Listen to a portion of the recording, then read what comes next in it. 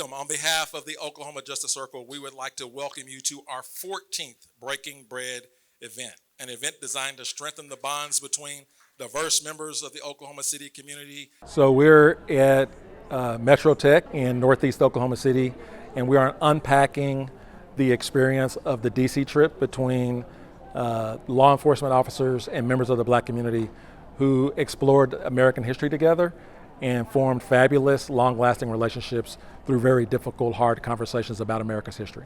Ladies and gentlemen, I'd like to call your attention to the screen where you will see an overview of our trip this summer to Washington, D.C. It was Waylon who started conversation about taking breaking bread on the road, taking two groups of people that might not otherwise share meals together and get to know names and stories. And those two groups were law enforcement and members of the Black community.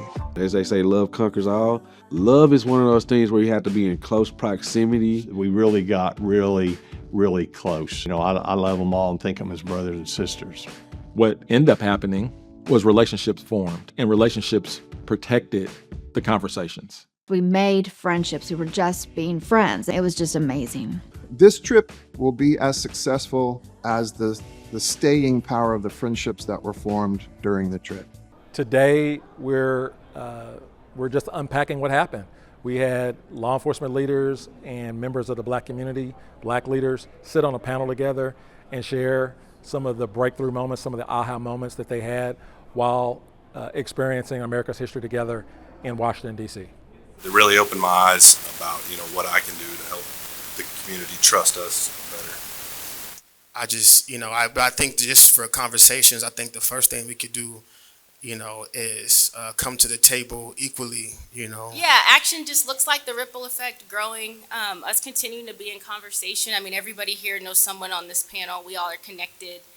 I met people I would have likely never met in my life on this trip, that now we talk, text, got a question, or he sees something, I see something, you can reach out and go, I don't think that looked good, JB. What do you think?